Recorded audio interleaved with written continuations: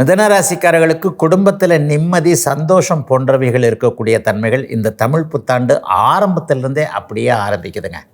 ஒரு கல்யாணம் இது வரைக்கும் நடக்கலை, எனக்கே கல்யாணம் நடக்கலை, அல்லது குழந்தைகளுக்கு இப்படி இருக்கிறது என்பது போன்ற வயதிற்கு ஏற்ற வகையில் இளைஞர்களுக்கு திருமண அடையாளங்கள் தெரியக்கூடிய அமைப்பு, குடும்பம் அமையிறதுக்கான அமைப்பு, ஏற்கனவே குழந்தைகளுக்கு கல்யாணம் பண்ணி பாப்பாவுக்கு இப்படி இருக்குது அப்படி இருக்குது, தம்பிக்கு கூட ஒரு மாதிரியாக இருக்குது, இந்த சிக்கலை எப்படி அவிழ்ப்பது தெரியவில்லை என்கின்ற கவலைகளில் இருக்கக்கூடிய பெற்றோர்களுக்கு மனச்சாந்தி, மன நிம்மதியை கொடுக்கக்கூடிய 2ஆம் பாவகத்தின் முழு நன்மைகளை கொடுக்கக்கூடிய ஒரு அருமையான தமிழ் புத்தாண்டாக இந்த பராபவ புத்தாண்டு கண்டிப்பாக அமையுங்க.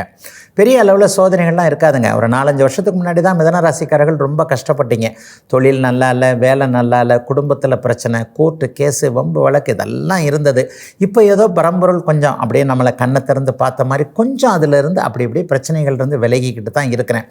இந்த வருடத்திலிருந்தே முழுக்க பிரச்சனைகள் விலகி ஆக்கப்பூர்வமான நல்ல அமைப்புகளோடு சம்பந்தப்படக்கூடிய அருமையான நல்ல ஆண்டாக இந்த தமிழ் புத்தாண்டு கண்டிப்பாக இருக்கும்.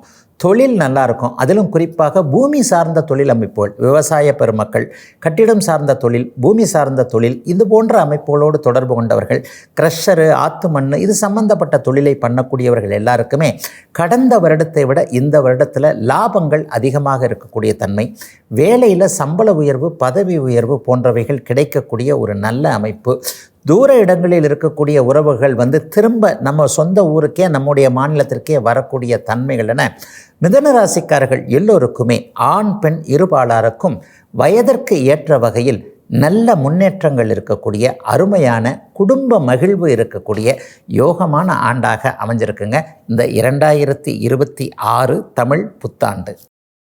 இன்னும் பல வீடியோக்களை காண சன் லைஃப் சேனலை சப்ஸ்கிரைப் பண்ணுங்க.